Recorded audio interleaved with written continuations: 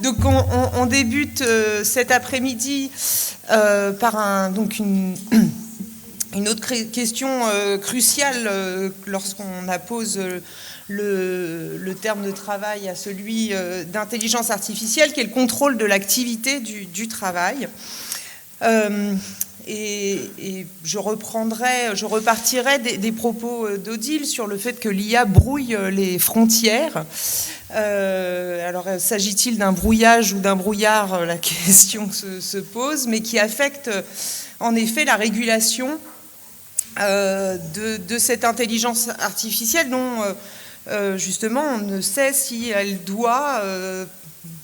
peut relever du droit du numérique, du droit social ou peut-être de la construction d'une nouvelle forme de régulation.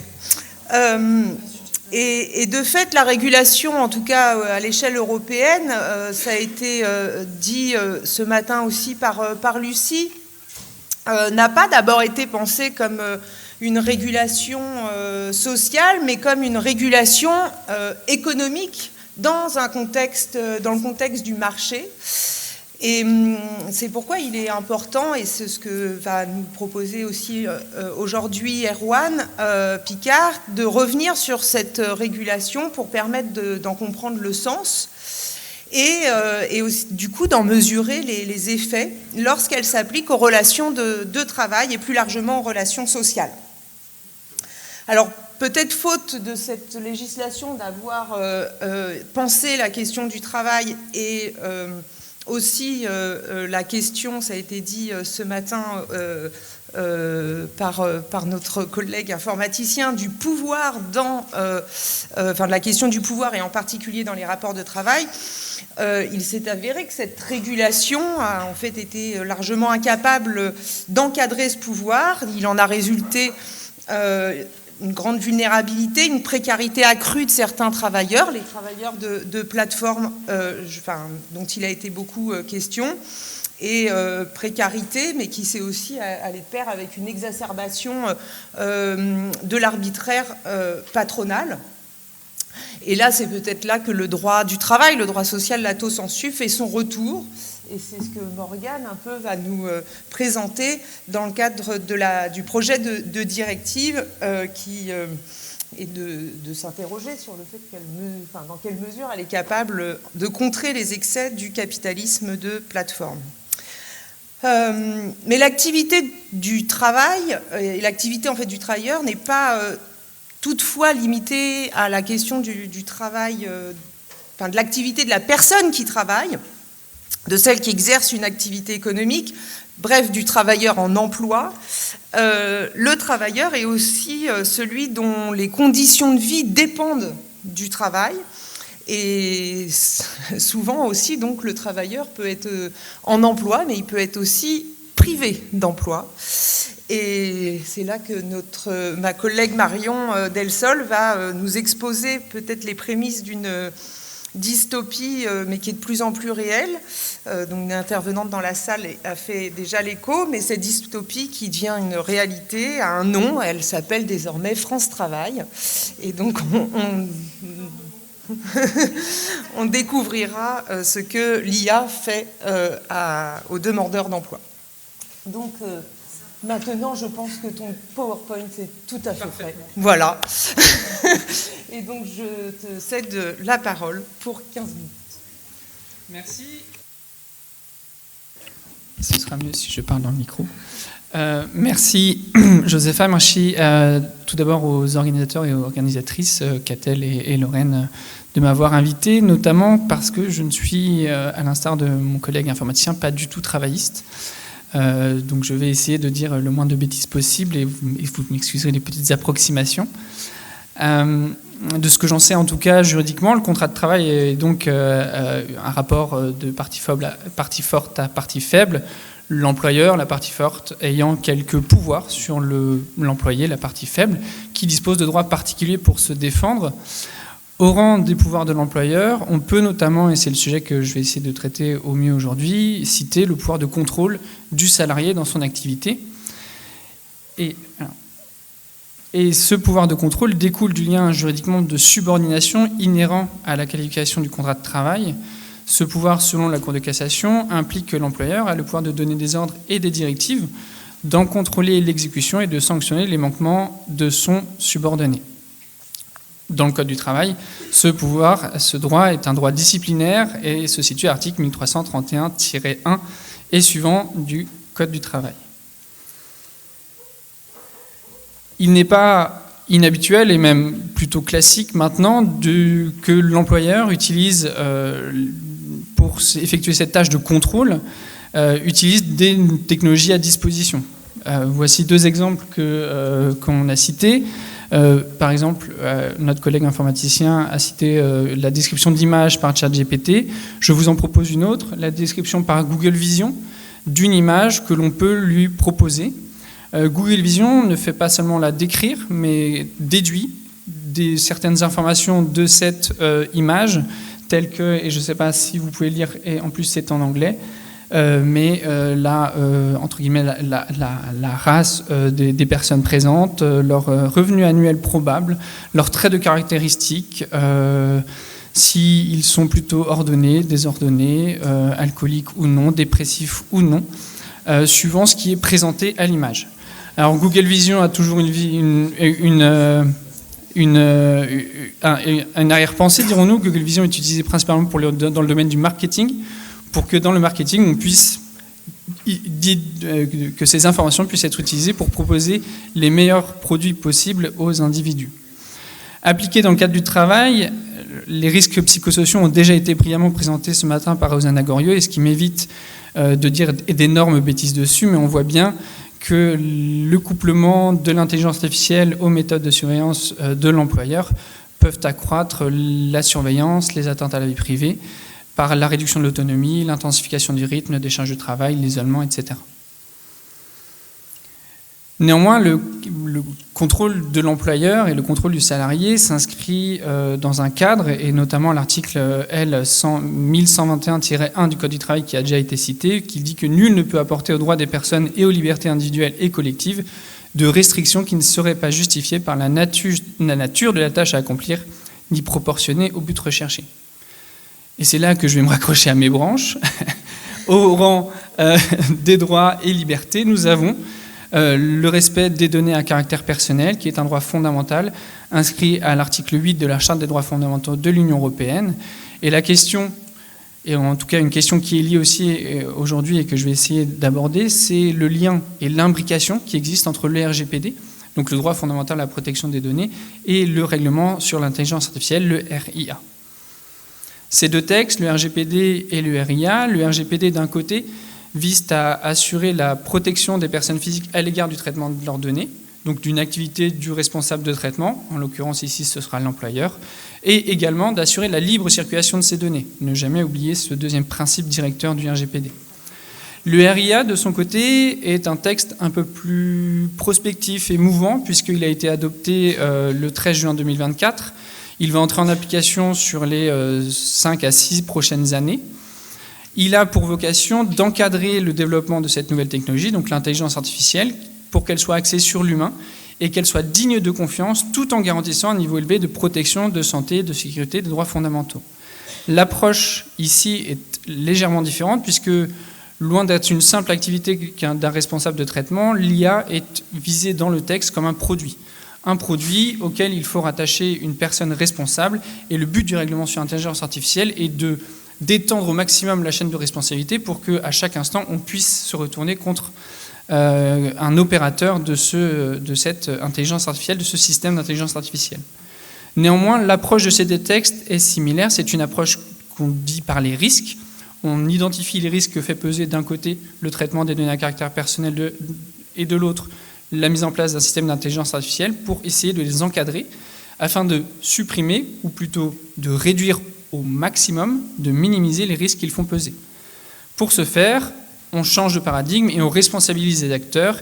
Ils doivent démontrer à tout moment la conformité de leur activité, et on n'est plus dans une espèce de déclaration préalable de la conformité du traitement. Il faut démontrer, avoir tous les moyens de preuve possibles.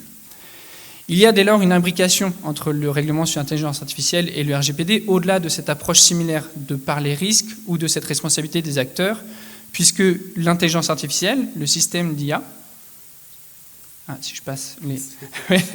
Pardon.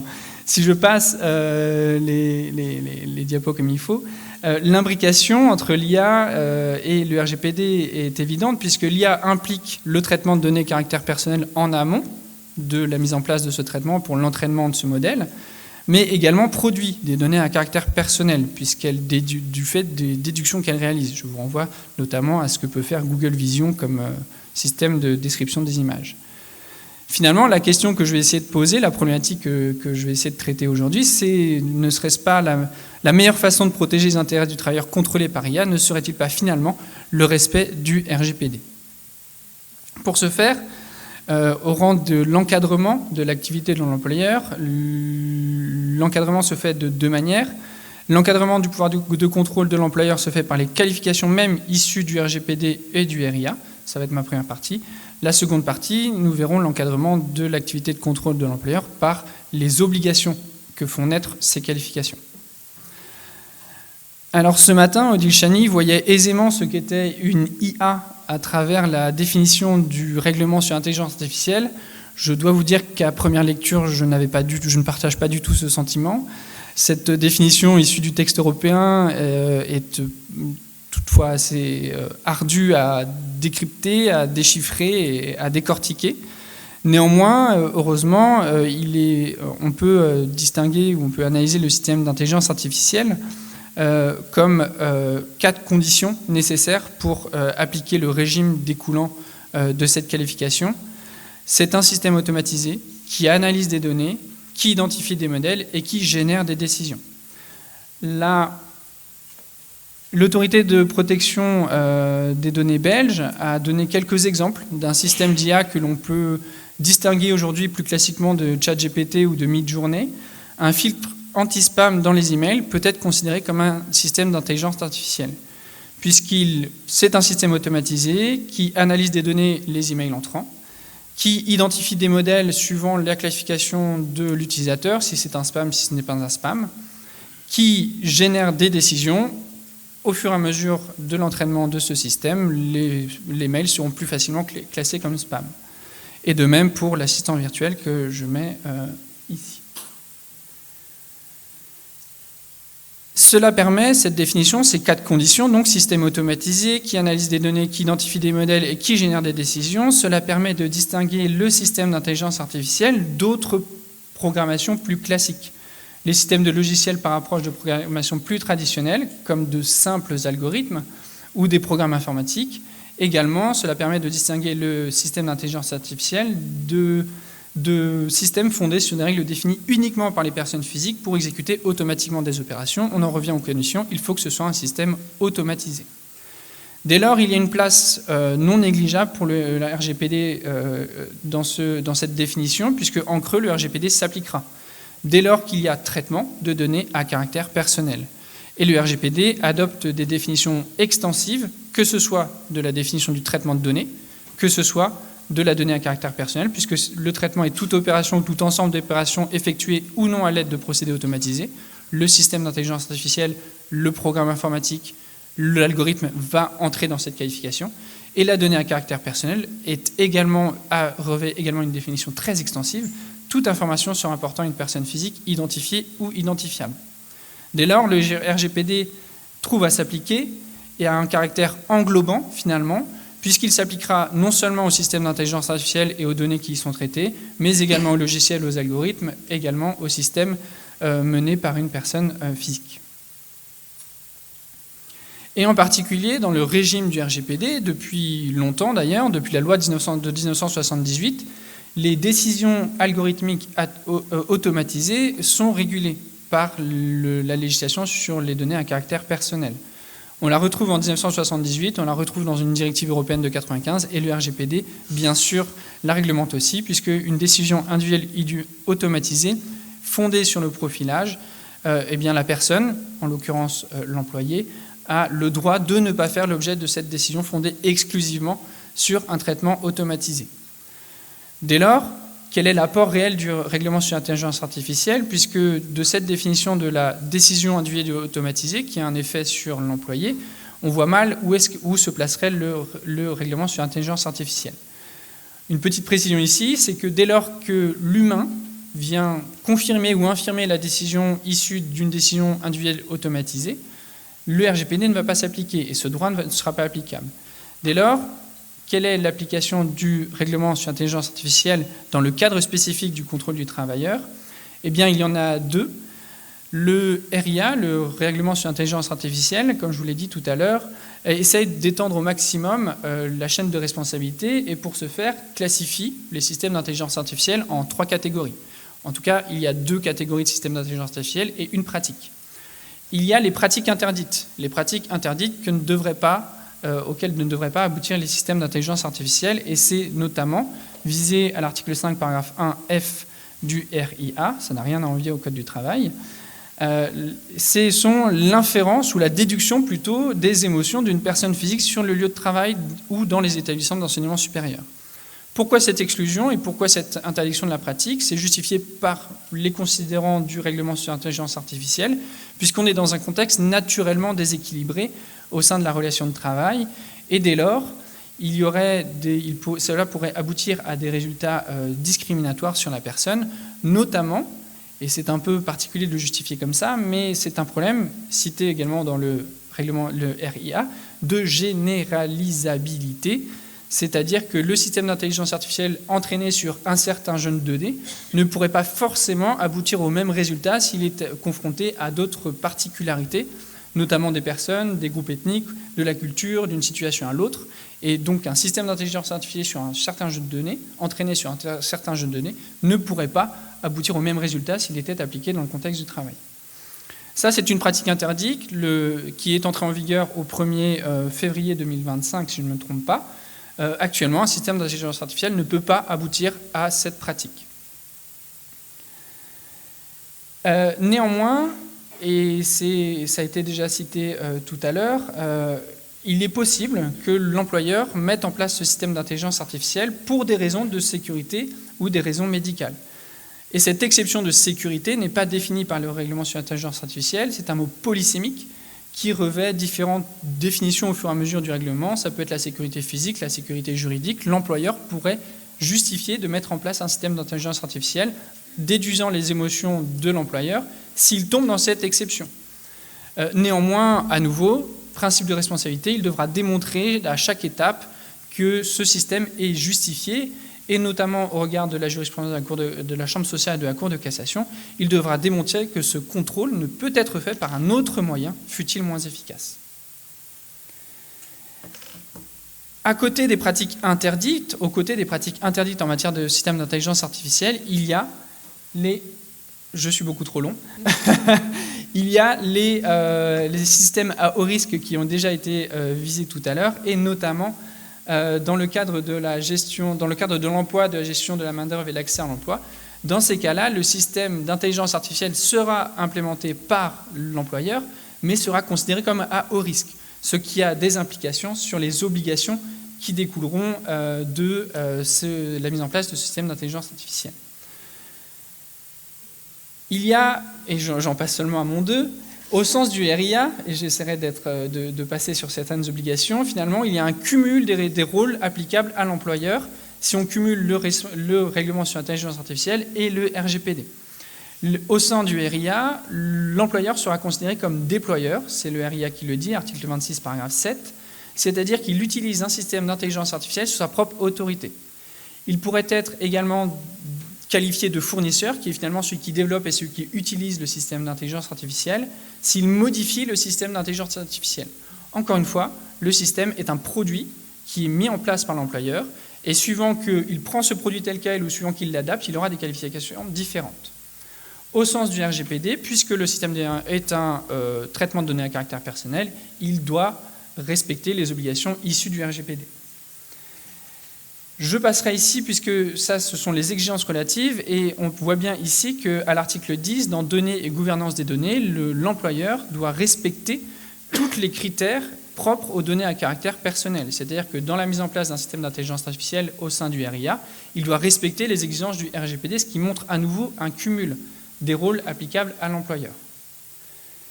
Notamment s'il est déployeur, L'employeur qui met en place un système d'intelligence artificielle devra mettre en place toutes les mesures que je vous ai listées ici sur ce slide, les mesures techniques et organisationnelles appropriées pour garantir l'utilisation conforme de ce système, le contrôle humain à des personnes compétentes, sachant que cette obligation n'est pas encore précisée. On se demande si ça va être le DPO qui va être en charge de réglementer ça, si ça va être le RSSI, on ne sait pas encore. Il devra également informer bien sûr le travailleur et les représentants de l'utilisation d'un système d'intelligence artificielle à haut risque sur le lieu de travail.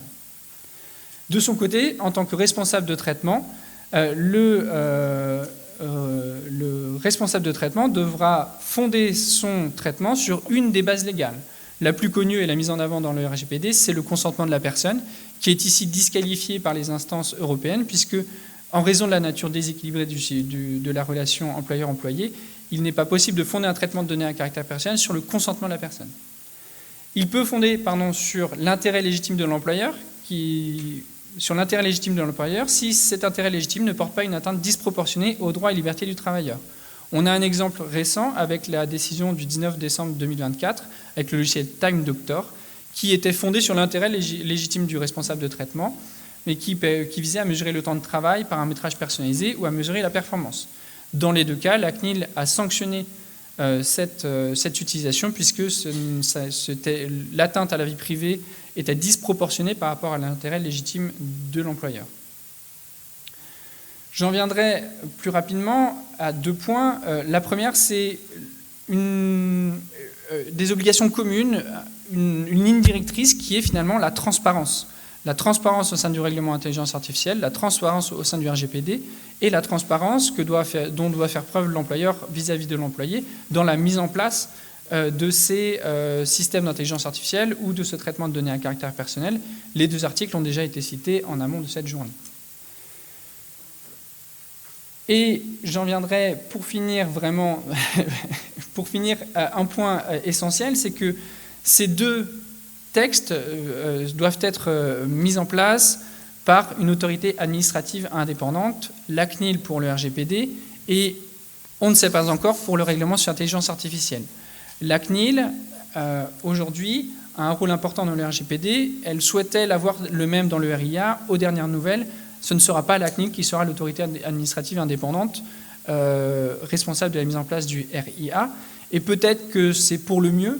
Les derniers chiffres qui sont sortis là il y a quelques jours, c'est en 2024. La CNIL a prononcé 55 millions d'euros d'amende dans 87 affaires différentes. En comparaison, en Allemagne, l'autorité administrative indépendante a prononcé 416 amendes et en Espagne, 281 amendes. Il y a une grosse question, une grosse critique de la CNIL aujourd'hui pour son rôle de gendarme des données à caractère personnel, puisqu'elle ne le met pas tout à fait en place. Et puisque j'ai largement dépassé mon temps, je finis ici par cette question, puisque l'IA reste juridiquement aux mains de l'humain au sein du règlement sur l'intelligence artificielle, du point de vue de l'employé, le RGPD resterait le meilleur moyen de protection de la personne, à tout le moins avant que ces derniers textes ne soient simplifiés, puisque la Commission européenne a annoncé dernièrement qu'elle souhaitait simplifier le RGPD, puisqu'elle s'est vue aujourd'hui comme une réglementation bien trop complexe par les responsables de traitement pour qu'elle soit mise en œuvre. Je m'arrête là, je suis désolé pour le temps que j'ai.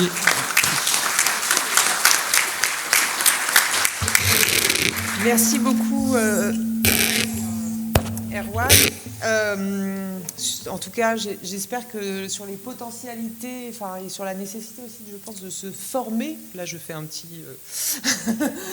une petite pub pour l'ISTO et sa mission, mais de se former et de cette capacité à mobiliser ces outils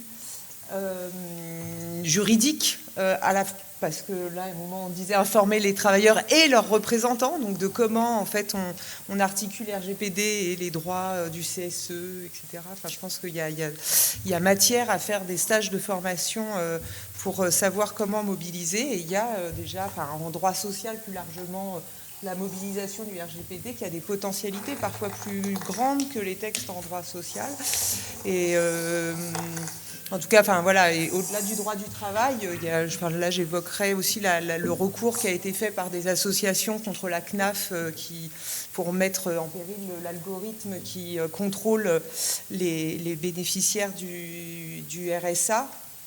et pour faire censurer l'algorithme de ciblage des personnes pauvres.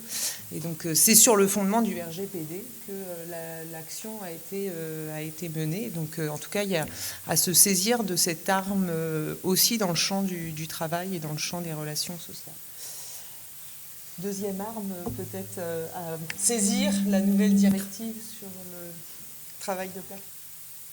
Oui, merci beaucoup. Merci aux organisatrices tout d'abord de m'avoir invité. Et j'aimerais, comme la parole m'est donnée, souligner le caractère sarcastique de l'organisation de cette table ronde et d'avoir mis mon ami Joséphine Diringler en position de modération.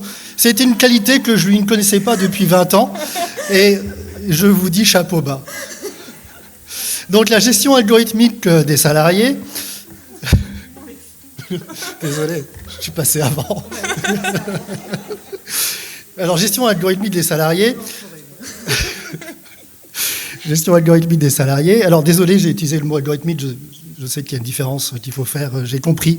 Je me corrigerai la prochaine fois et je me conformerai aux standards de langage des informaticiens.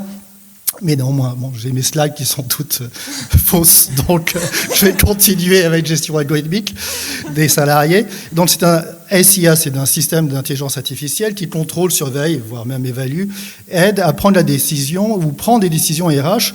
Et il y a déjà aujourd'hui dans plusieurs entreprises de tels systèmes d'intelligence artificielle qui sont déployés. Par exemple, pour trier les CV, même pour faire des entretiens vidéo qui enregistrent toutes les réactions des candidats. Il y a aussi des intelligences artificielles de prédiction et qui vont prédire à quel moment il faudra prévoir telle formation dans le cadre de la carrière des salariés, et aussi des parcours particuliers pour certains salariés identifiés comme carrière talent, et tout ça sur des bases de prédiction pour garder ces salariés précieux avec certaines compétences précieuses qu'on veut fructifier, entre guillemets, pour les conserver le plus longtemps. Et il y a aussi des intelligences artificielles de prédiction, de démission, de turnover et sur la mobilité. Et donc tous ces exemples de logiciels, ce sont des choses connues qui sont déjà en place, et évidemment il y en a qui vont plus loin. Alors pourquoi s'intéresser à la directive plateforme?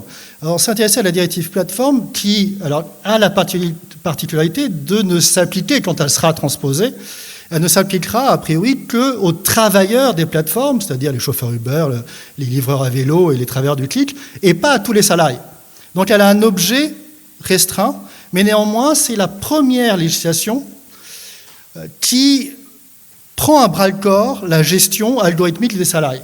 Et donc elle pose les premières bases dont on pourrait s'inspirer pour étendre cette réglementation de la gestion algorithmique des salariés propre au travers des plateformes, pour l'étendre à l'ensemble des salariés. Et je vais essayer de vous montrer quelles sont ces différentes graines qu'essaime cette directive plateforme et qui pourraient être des armes utiles pour l'ensemble des salariés et pas seulement pour les travailleurs de plateforme. Alors, néanmoins, il faut tout de suite dire que sur les systèmes d'intelligence artificielle visés par la directive plateforme, cette directive ne vise que deux types de systèmes d'intelligence artificielle. Ce sont les systèmes de surveillance, typiquement la géolocalisation, et les prises de décision automatiques, c'est-à-dire la déconnexion si une course n'est pas faite ou s'il y a une plainte d'un client, par exemple. Mais dans les exemples que j'ai évoqués précédemment, il y a en vérité beaucoup de systèmes d'intelligence artificielle qui sont des systèmes qui ne prennent pas de décision par elles-mêmes, qui sont beaucoup des systèmes d'aide à la décision.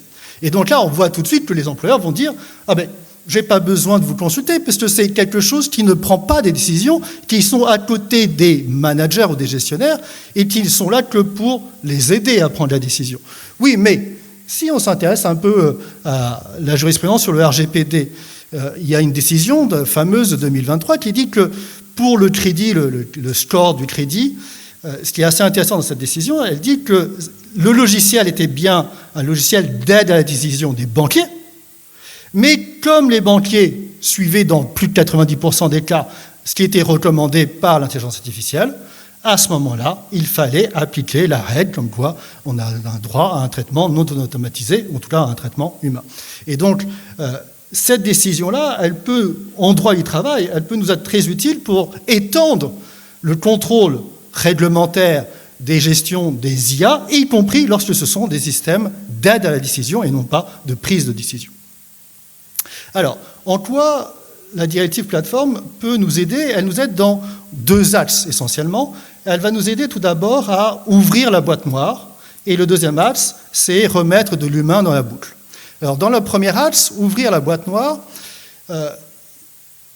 la directive plateforme induit, sans le dire expressément, elle induit qu'au moins les représentants du personnel doivent pouvoir avoir accès au code, à la source, à l'algorithme, à l'intelligence artificielle, pour comprendre comment ça marche et pour comprendre les paramètres et comment ces paramètres peuvent avoir des conséquences sur les conditions de travail des travailleurs, des salariés et des indépendants, parce que la directive s'applique aux deux. Alors, pourquoi il faut donner accès et ouvrir la boîte noire et accès au code? Déjà parce qu'il y a des pratiques interdites qui ont été rappelées précédemment. Il y a des pratiques interdites et il y a aussi, il faut vérifier qu'il n'y ait pas de biais discriminatoire dans ces intelligences artificielles. Donc c'est la première raison, c'est de pouvoir vérifier ça.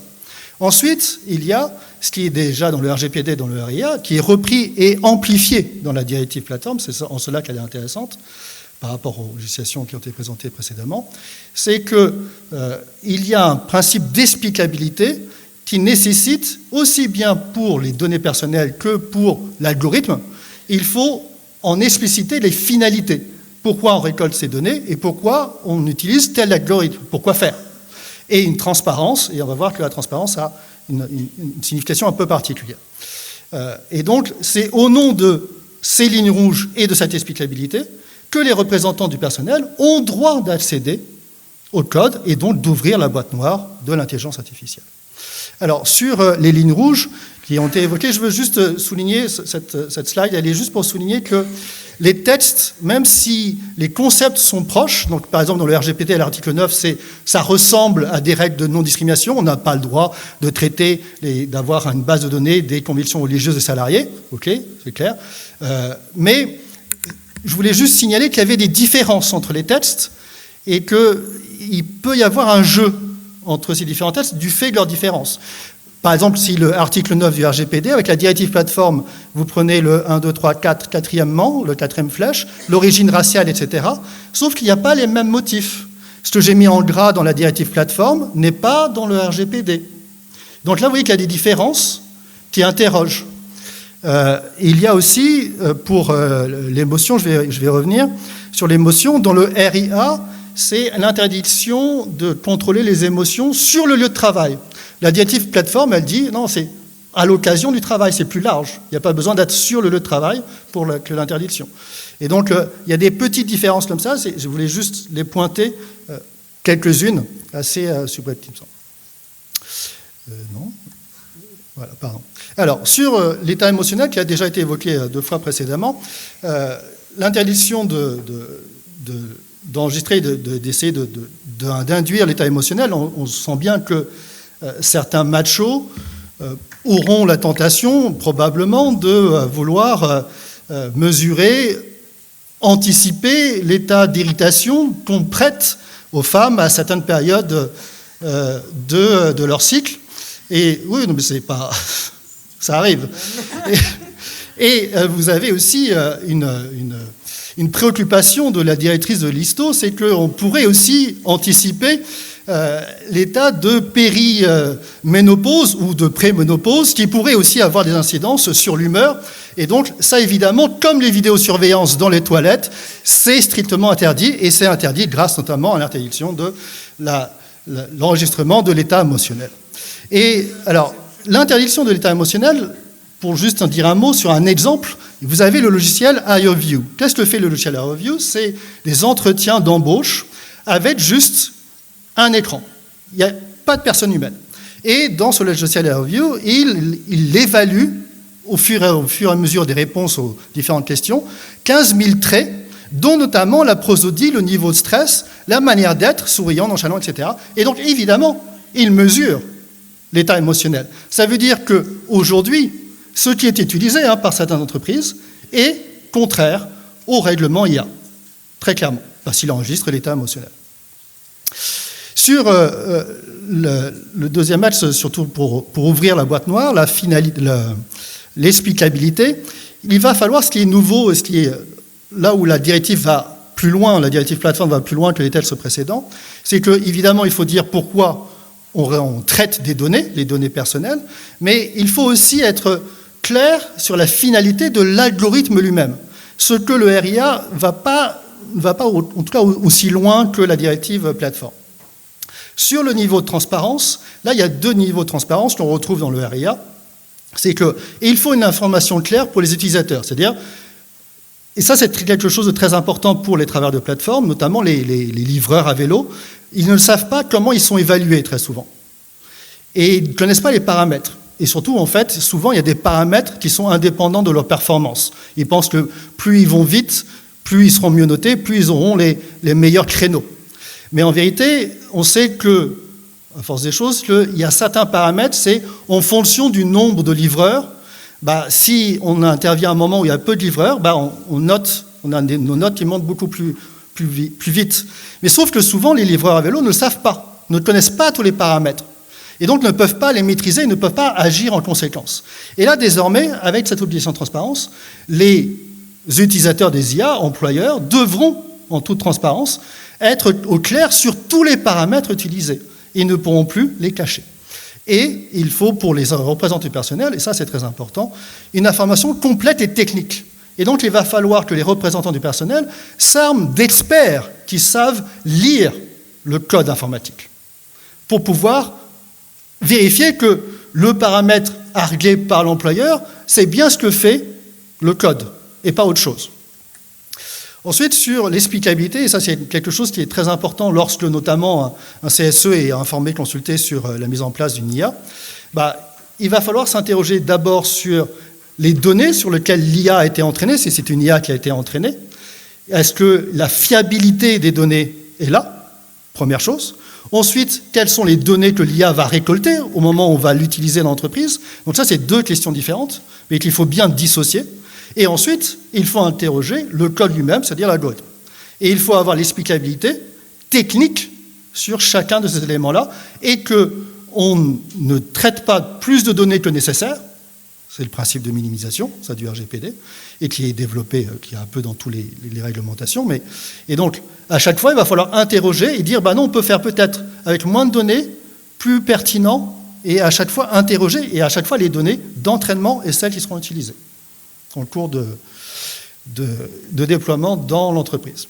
Deuxième axe, il faut remettre de l'humain dans la boucle.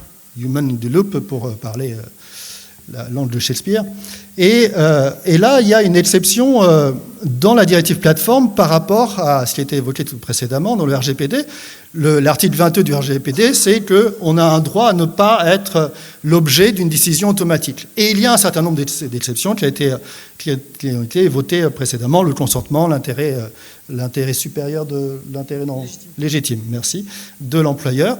Ce qui est intéressant, c'est que dans l'articulation entre le RGPD et la directive plateforme, c'est que la directive plateforme est une exception et elle évince toutes les exceptions. C'est-à-dire, tout ce qui est dans le petit 2 exception-là ne s'applique pas dans le cadre de la directive plateforme. Et on pourrait avoir le même système en droit du travail pour tous les salariés, du fait de la relation déséquilibrée, ce qui a été dit précédemment. Et donc, aujourd'hui, il y a un principe dans le cadre de la directive plateforme qu'il faudrait étendre à l'ensemble du droit du travail, c'est que, dans le cadre de la relation de travail, on ne peut pas avoir de traitement automatisé. Et cela impose donc un contrôle humain, et ce contrôle humain, comment il est mis en place concrètement dans la directive plateforme? Il est obligatoire d'avoir un représentant du genre humain dans l'entreprise. Eh oui. Mais il faut quand même le poser, ce principe.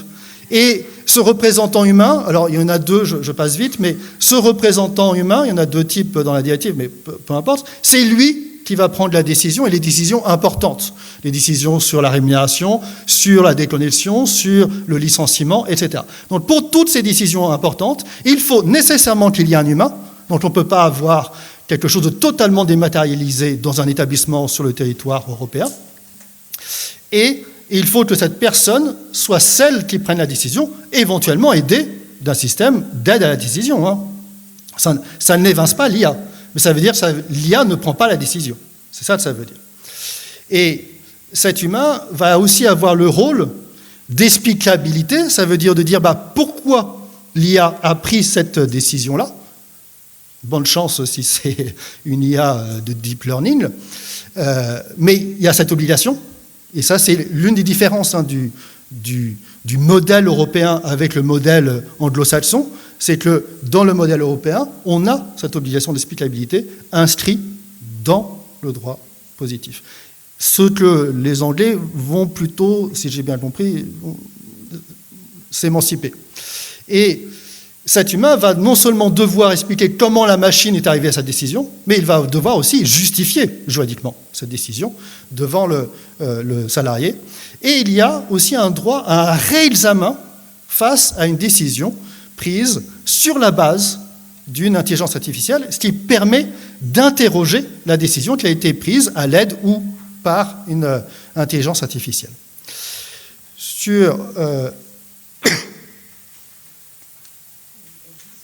D'accord, merci.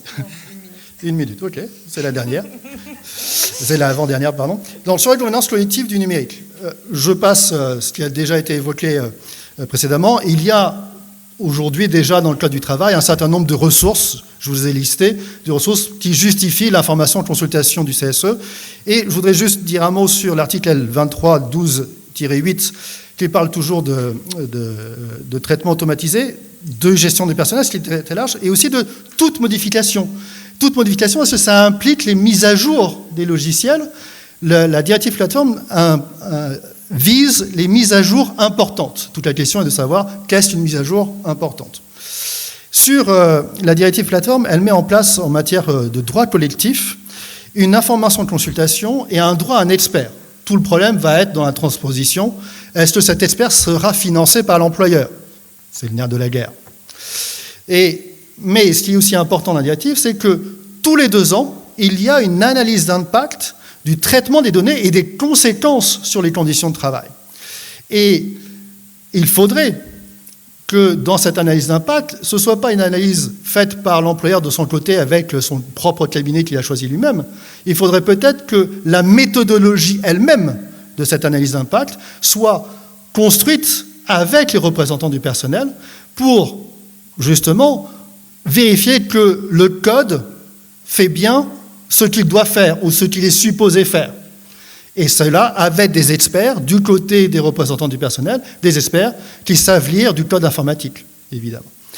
Et dernière chose, la directive plateforme donne un petit espoir pour ces salariés qui sont totalement atomisés de pouvoir reconstruire des collectifs, c'est de construire des forums, des chatrooms propres aux salariés, où seuls les travailleurs peuvent accéder, et cela sans contrôle de l'employeur. L'employeur n'a pas le droit de venir vérifier ce qui est échangé sur ces chatrooms. Tout le problème, c'est qu'il faut quand même, dans ces chatrooms, respecter le droit européen, et donc vérifier qu'il n'y a pas de fake news et qu'il n'y a pas de discrimination entre salariés. Et donc, il va falloir quelqu'un de responsable. Mais cette personne responsable des chatrooms ne peut pas être, selon la directive, l'employeur. Et donc là, il y a une petite émancipation de l'employeur dans l'expression collective et peut-être un embryon de construction du collectif des salariés dans ces chatrooms virtuels. Je vous remercie.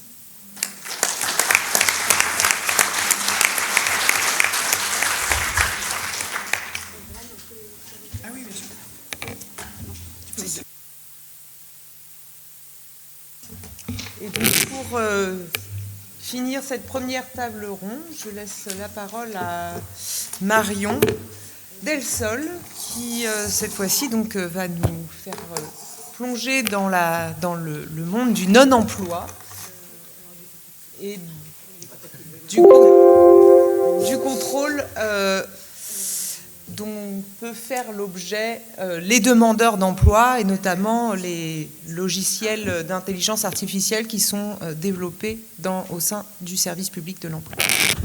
Mon intervention est finie. Bien, merci aux organisatrices de ce colloque pour m'avoir convié à intervenir sur un un sujet qui n'est pas le plus glamour, hein, on peut le dire, mais c'est pas très grave. Je vais vous parler de l'IA et contrôle des travailleurs privés d'emploi. Alors je pense que par moment je parlerai faussement d'IA, ou je vais parler d'algorithmes, mais ça ne sera pas de l'IA. Voilà, je prends cette réserve, mais je pense qu'on est tous à faire attention maintenant à la terminologie qu'on utilise. Alors moi, je ne vais pas faire de plan de partie. Je vais juste faire une présentation que je veux progressive pour arriver notamment au déploiement de dispositifs d'IA au sein de France Travail, tous les jours, il y a des brèves qui apparaissent. Ce matin, on m'a encore envoyé généreusement pour me dire que mon intervention était déjà quasiment obsolète. Enfin bon, voilà. Voilà. Merci, Catel. Alors, je vais partir d'un double mouvement pour essayer de partir finalement du double mouvement de transformation numérique de Pôle emploi et de transformation aussi de la conception de l'accompagnement des demandeurs d'emploi. Et j'arriverai à la fin au lien entre ce double mouvement et la question de l'accompagnement-contrôle ou du contrôle via l'accompagnement, je ne sais pas comment on peut l'appeler, mais voilà, j'arriverai à ça en dernier lieu dans mon propos. Donc le double mouvement, c'est à la fois, et c'est la partie gauche de cette première diapo, c'est depuis 2015 notamment, enfin là, il y a eu vraiment un virage en 2015, une transformation numérique de très grande ampleur au sein de Pôle emploi à l'époque, et cette transformation qui a inscrit notamment les relations entre Pôle emploi et les demandeurs d'emploi dans un environnement digital, aussi bien pour le volet indemnisation que pour le volet accompagnement, et c'est notamment la partie gauche du cadran qui évoque ces relations demandeurs d'emploi, Pôle emploi dans cet environnement très fortement digitalisé sur lequel je reviendrai dans quelques instants. Et puis on a en parallèle, alors dans le cadre d'un projet de recherche, on s'est posé toujours la question de savoir si c'était la cause ou si c'était l'effet. On ne sait pas. Bon, c'est pas très grave. C'est pas très grave, si, je pense, mais ça ne sera pas la question du jour. On a en parallèle, au moins, un nouveau modèle d'accompagnement qui s'est dessiné progressivement et qui prend appui d'ailleurs sur les outils digitaux, et un nouveau modèle finalement de gestion des demandeurs d'emploi qui repose sur une structuration un peu digitale de l'accompagnement en 3 temps. Il y a l'inscription dématérialisée sur la liste à Pôle emploi ou France Travail aujourd'hui, donc qui est l'inscription dématérialisée étant une obligation inscrite dans le Code du travail, donc c'est pas une option, c'est une obligation de passer par ce mécanisme dématérialisé. Puis intervient en deuxième temps un diagnostic de situation qui évalue l'autonomie du demandeur d'emploi, mais à la fois son autonomie dans la recherche d'emploi, mais son autonomie aussi dans l'utilisation des outils numériques à disposition. Et puis une décision d'orientation dans un parcours type qui segmente à la fois la population des demandeurs d'emploi et les portefeuilles des conseillers Pôle emploi selon l'intensité, on va dire, pour dire les choses simplement, l'intensité du suivi qu'on a diagnostiqué, l'intensité le suivi dont on a diagnostiqué l'intensité nécessaire. Et dans cette nouvelle conception, en quelque sorte, l'accompagnement est davantage un besoin qui est diagnostiqué qu'un droit pour le demandeur d'emploi. Et ce que je veux dire par là, c'est que finalement, les parcours types, ils prédéfinissent des prestations un petit peu types aussi, assez standardisées, qui ne sont pas de l'individualisation à proprement parler. Et donc le besoin, il est prédéfini en quelque sorte par l'institution elle-même. Et ça conduit aussi à avoir cette dimension prescriptive que je mentionne ici sur la diapo, des prestations d'accompagnement et du parcours d'accompagnement. Donc ça, c'est un premier élément de contexte qu'il faut avoir, les deux étant finalement assez des mouvements assez contemporains et en grande partie corrélés. Je ne sais pas pourquoi c'est aussi foncé. Bon, peu importe. Bon, c'est pas très grave. Ce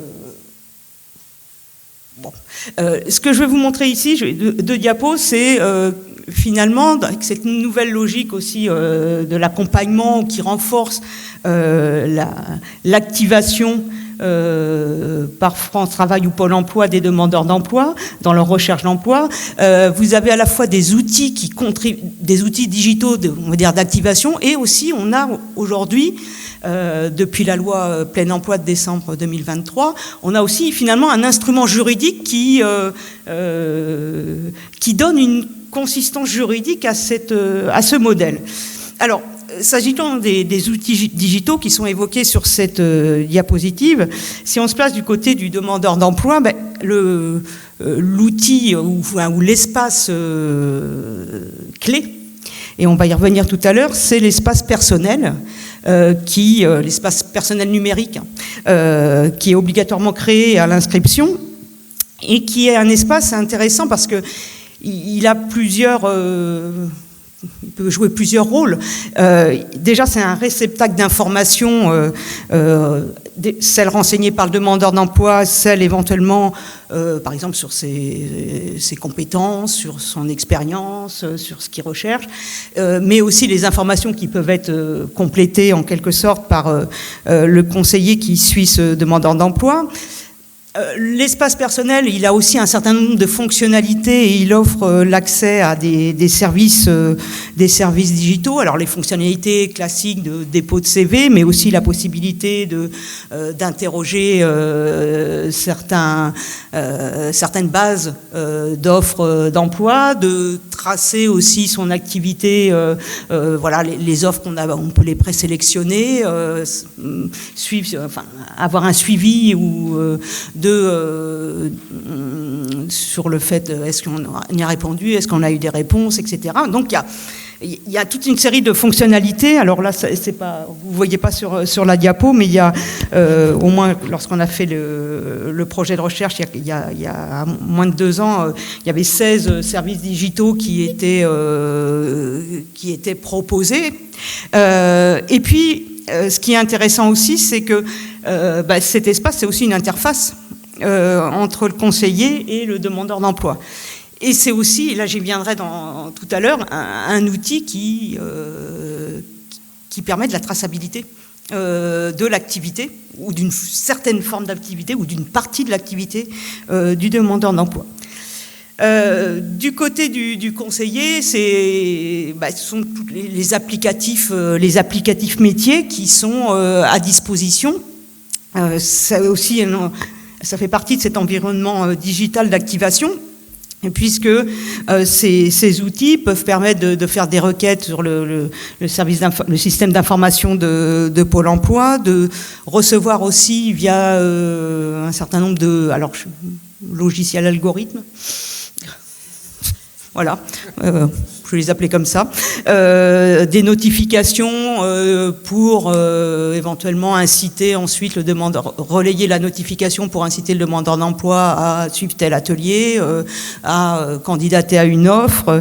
Donc finalement, on a des outils qui en partie modélisent l'activité du conseiller sur la base notamment de process qui sont en partie automatisés.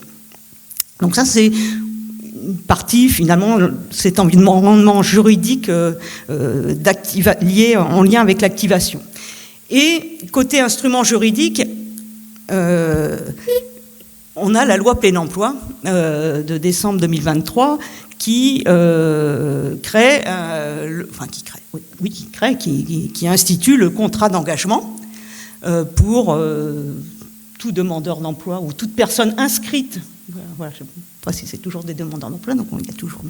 Voilà, je ne vais pas rentrer dans le détail, ce n'est pas l'objet de mon intervention, mais un contrat d'engagement avec les personnes entre France Travail, désormais, et les personnes inscrites à France Travail.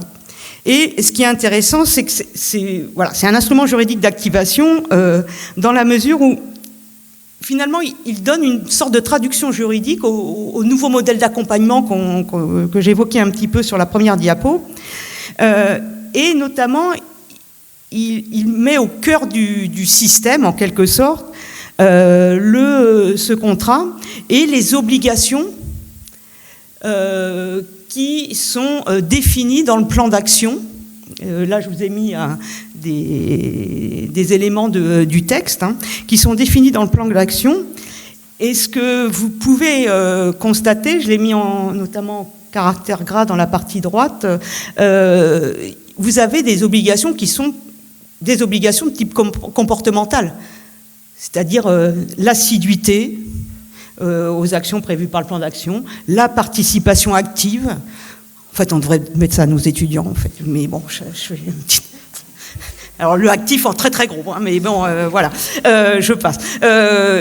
L'assiduité, la participation active au plan d'action, qui est finalement abrité à l'intérieur du contrat d'engagement. Et donc, on voit bien ici, et ça a son importance pour la suite, qu'on est sur le registre donc, du faire, d'agir, et que finalement, vous voyez bien que tracer l'assiduité à une action, ça peut être assez simple. En revanche, on voit bien que mesurer ou évaluer une obligation exprimant des termes généraux qui est de recherche active d'emploi ou d'acte positif d'emploi, qui existe toujours dans le Code du travail, c'est beaucoup plus difficile. Donc, ce que je veux amener, c'est le lien avec le contrôle à un moment donné. Je sais pas, ça va aller. Alors, j'en viens à la question du contrôle en posant la question. Alors, excusez-moi, c'est un peu chargé, mais c'est pas très très grave. Moi, je trouve pas ça grave. Une automatisation accrue du contrôle du demandeur d'emploi. Donc là, je suis repartie du nouveau texte sur les sanctions. Alors la partie législative, puisqu'on n'a toujours pas la partie réglementaire, qui entend inscrire ce nouveau cadre de sanctions dans une logique de suspension-remobilisation.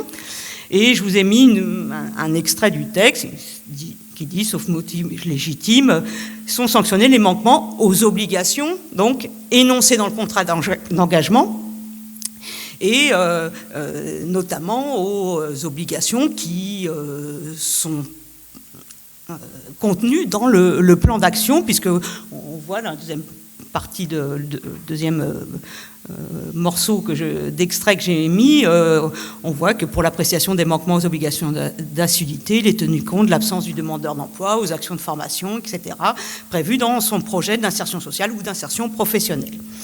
Alors, on est en attente du décret d'application. Alors, il y a déjà un projet de décret qui circule, donc on me l'a envoyé ce matin, c'est gentil, mais peu importe.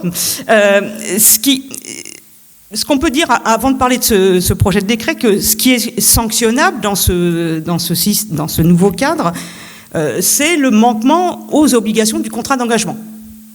C'est pas l'obligation générale, bien sûr, elle reste toujours sanctionnable de recherche active et d'accomplissement d'actes positifs de recherche d'emploi, c'est toujours sanctionnable, mais c'est surtout les obligations prévues dans le contrat d'engagement et dans le plan d'action de ce contrat d'engagement. Et la logique de suspension-remobilisation, elle a comme postulat finalement que le contrôle est un levier d'accompagnement et qu'il ne s'agit pas, pour reprendre les termes d'un chercheur en sociologie, il ne s'agirait pas de punir, mais d'aiguillonner le demandeur d'emploi pour qu'il soit plus actif dans sa recherche d'emploi. Et donc, comment ça va se traduire finalement dans le cadre des sanctions qui dont pourrait faire l'objet le demandeur d'emploi. Donc, comme je le disais, le projet de décret aurait dû intervenir, plutôt au premier trimestre de cette année. Visiblement, il est annoncé pour le 1er juin. Mais là, je vous ai mis ce à quoi ça pourrait ressembler à partir de l'exemple du décret sur les sanctions concernant le non-respect des obligations dans le cadre du contrat d'engagement jeune, qui est un décret récent, il est de février 2022, et qui prévoit une suspension, enfin une réduction éventuellement du montant de l'allocation, voire du revenu de remplacement, et des durées de suspension plus ou moins longues. Et quand on voit le projet de décret, j'ai pris juste quelques notes rapidement tout à l'heure, mais le premier manquement, enfin ce qui est envisagé pour l'instant, le premier manquement pourrait conduire à une réduction de l'allocation ou du revenu de remplacement entre 30 et 100% pendant 1 ou 2 mois. Et le deuxième manquement, entre 30 et 100% de réduction de l'allocation et pendant 1 à 4 mois. Ce qui est intéressant, ce sont les termes qui sont évoqués, c'est que la suspension ou la réduction peut être interrompue si le demandeur d'emploi, je cite le projet, si le demandeur d'emploi se conforme, déjà vous voyez la terminologie, se conforme dans les conditions définies conjointement avec son conseiller à toute ou partie des obligations dont le non-respect a été constaté. Donc vous voyez bien qu'on fait bien le lien avec les obligations telles qu'elles ont été posées dans le plan d'action et que finalement c'est des obligations d'observance qui sont demandées. Alors j'en viens à ma dernière diapo, si tu me donnes mes... Allez. Ouais. J'ai dépassé, oui, mais tout le monde a dépassé ici. Hein. C'est pas le dernier qui doit payer pour les 2 autres. Hein. Je suis pas d'accord. Alors, je perds moins de temps à discuter avec ma collègue de bureau. Le lien, voilà, ce que je voulais évoquer, c'est finalement on a un environnement à la fois juridique, à la fois digital, qui crée les conditions pour une automatisation accrue du contrôle et des sanctions. D'une part, parce qu'il y a une possibilité technique de traçage numérique d'une partie de l'activité, mais aussi d'une partie de l'inactivité, finalement, du demandeur d'emploi. Et l'espace personnel, pour ça, je vous disais que c'était un réceptacle de multiples informations, mais aussi c'est un espace où on peut voir finalement ce qui n'a pas été fait aussi. Deuxième remarque, c'est que certains des engagements du plan d'action j'ai mis ici, peuvent être, leur manquement peut être assez mécaniquement caractérisé. Ce que je veux dire par là, c'est que ça peut être caractérisé sans qu'il y ait besoin d'entrer en dialogue, en discussion entre le conseiller et le demandeur d'emploi. Il n'est pas allé à un atelier CV, il n'y a pas d'attestation de présence. Ça peut être mécaniquement caractérisé sans entrer en dialogue avec le demandeur d'emploi. Je passe sur ma dernière remarque. Et du coup, et demain alors, je pense qu'on peut déjà enlever peut-être le point d'interrogation, peut-être enlever demain même. Ce que je veux dire, c'est que au sein de France Travail et du réseau France Travail, l'IA galope comme un chevreuil dans la forêt de Brocéliande, ou à peu près. C'est-à-dire que sur trois points, je terminerai là-dessus. Un, c'est que techniquement, le recours à l'IA pour la gestion de masse et automatiser de l'accompagnement contrôle ou du contrôle, techniquement, on y est. Je dirais, c'est-à-dire que l'IA peut permettre de vérifier les espaces numériques personnels. Ça peut être checké évidemment également par le conseiller dans le cadre des procédures flash qui ont l'air de se développer dans certaines régions, mais ça peut permettre finalement de vérifier assez mécaniquement un certain nombre de choses. Mais ça pose évidemment deux autres questions, une question juridique bien évidemment. Quelles sont les garanties procédurales que l'on met en garde-fou en quelque sorte. Alors à la fois des garanties individuelles pour le demandeur d'emploi, mais aussi ce qu'évoquait tout à l'heure Morgane sur les garanties un peu plus systémiques du type principe d'explicabilité et transparence. On a une vraie interrogation et que le Comité national de lutte contre l'exclusion avait dans un avis rendu en mars 2024 bien souligné cet enjeu et en disant que finalement tous ces outils, sont finalement invisibles dans le droit et invisibles également dans le droit des usagers ou des demandeurs d'emploi, à savoir comment certaines décisions sont prises à leur encontre. Et puis la dernière question qui peut se poser, c'est substantiellement si on va vers ce type d'automatisation, c'est que l'activité de recherche d'emploi, elle risque d'être réduite dans son appréciation à ce qui peut être tracé par France Travail. Or, l'activité de recherche d'emploi, elle ne se limite pas à ce qui peut être tracé, oui, si tu veux, par France Travail. Donc, voilà, ce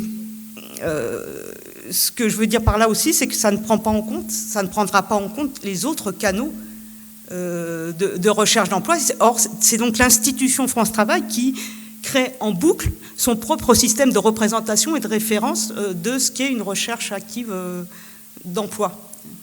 Voilà, voilà, excuse-moi, c'est allé un peu vite. Je vous remercie de votre attention.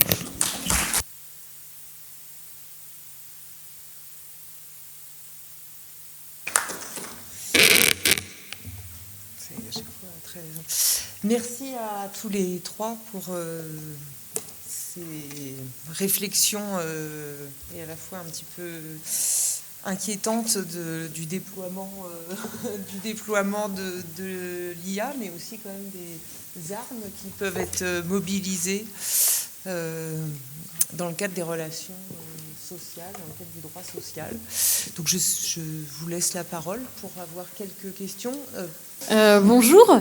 En fait, ma question porte sur l'intervention de Morgane Sweeney par rapport à l'enregistrement des entretiens d'embauche. La conclusion, c'était que c'était contraire au règlement de l'IA, mais est-ce que ce serait pas même contraire au droit du travail dans le sens où il me semble, alors après je suis pas du tout spécialiste, dans le sens où lorsque on est en entretien d'embauche, le règlement c'est que seules les compétences professionnelles et personnelles en lien avec le poste soient contrôlées, et le fait que, comme vous l'expliquez, les émotions puissent être traduites et surtout interprétées, est-ce que ça peut pas venir en contradiction avec ce droit ?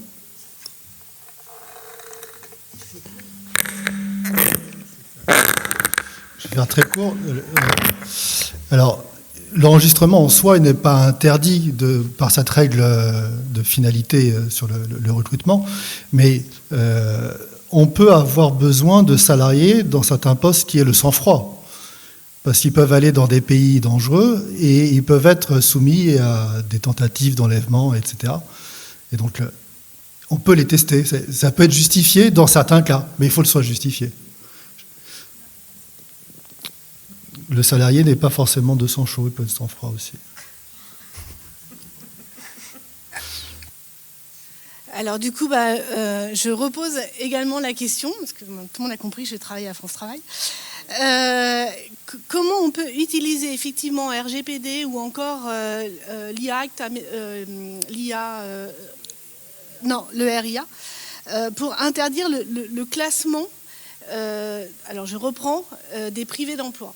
Là aujourd'hui, on a la CNIL qui nous a dit qu'il y avait un décret qui permettait à France Travail l'utilisation des données avec 6 finalités de traitement et notamment la lutte contre la fraude, donc un espèce de classement ou de suspicion contre la fraude, la possibilité de transmission aux autres organismes tels que la CAF, avec un risque que les données qu'on puisse garder des données d'ordre médical sur l'état de santé, le handicap, des données économiques et financières, voire la situation pénitentiaire, ou encore des difficultés rencontrées pour accéder à un emploi, donc là aussi, tout ce qui est employabilité, voilà, des difficultés sociales, des données d'identification, de nationalité ou de titre de séjour. Et ces données pourront être enregistrées et conservées jusqu'à 20 ans dans nos serveurs.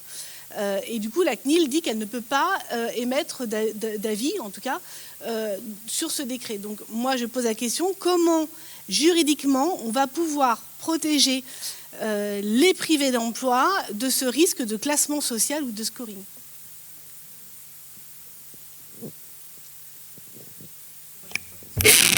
Oh, pardon.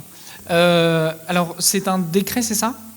Alors, je pense que l'idéal serait... Enfin, selon moi, la personne a toujours des droits sur ces données. Donc, elle peut toujours accéder à ces données. C'est un droit fondamental d'accès à ces données et de communication de toutes ces données. Le moyen de protection, je pense, pour la personne, serait d'exercer ce droit d'accès, d'avoir une copie des données et de vérifier que les données sont bien conservées au regard des finalités. Si ce n'est pas le cas, agir devant la CNIL elle-même pour qu'elle puisse sanctionner Pôle emploi ou alors, enfin France Travail, pardon, ou alors les actions en responsabilité plutôt classiques devant les institutions.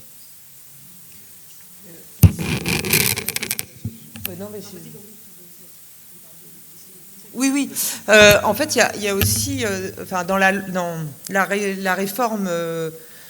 Dans la réforme de 2023 sur le plein emploi, il y avait toutes les dispositions qui étaient relatives à la mise en place de l'infrastructure et du partage des données, de l'interopérabilité des services d'information entre les différents acteurs du réseau de France Travail. Et ces dispositions ont été déclarées inconstitutionnelles comme étant attentatoires au droit au respect de la vie privée, notamment parce que le nombre de personnes qui avaient accès aux données était trop important et que le législateur n'avait pas prévu les garanties légales suffisantes de nature à protéger les données et en particulier le droit à la santé, les données de santé qui étaient ou la situation de handicap des demandeurs d'emploi.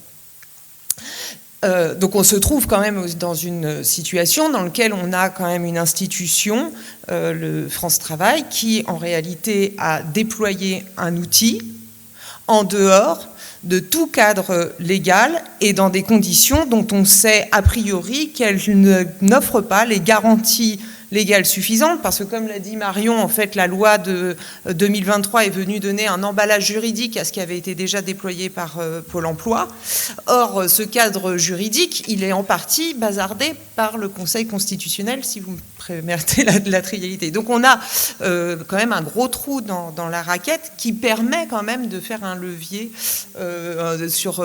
pour attaquer à la fois sur l'absence de base légale, c'est-à-dire que France Travail récolte des données sans cadre légal, alors c'est une exigence quand même un peu de base, et dans les garanties qui sont données. Alors on peut aller effectivement voir la CNIL, on peut faire une action en responsabilité, mais il y a aussi des actions peut-être aussi en référé, vu que sont en cause quand même des droits et des libertés fondamentaux, et puis il y a des logiques de discrimination, puisque dans le sourcing, il y a des données discriminatoires, le handicap, les données de santé, etc., pour savoir comment orienter notamment les bénéficiaires du RSA. On sait que ces types de données vont être collectées. Et de ce point de vue-là, ce qui a été fait ce que j'ai dit par les associations, le SAF, la Quadrature du Net, etc., où c'est plutôt du coup de l'action des associations, pas des syndicats. Voilà. Mais de faire un petit peu la même démarche qu'ils ont initiée alors auprès du Conseil d'État, et puis de s'inspirer aussi de ce qui a été fait dans d'autres pays, d'actions un peu de groupe. Aux Pays-Bas, c'est comme ça qu'ils ont fait tomber l'algorithme qui a été déployé et que ça a fait tomber le gouvernement au demeurant, tellement ça a fait un scandale du fait voilà. Donc en tout cas, il y a matière à monter un contentieux massif, mais pour ça, il faut aussi, je pense qu'il y a un contentieux objectif par les associations, par les représentants dans une logique d'intérêt collectif, mais peut-être aussi de porter les victimes, en l'occurrence les demandeurs d'emploi, pour les organiser collectivement dans cette démarche-là. Et pour faire stopper ça.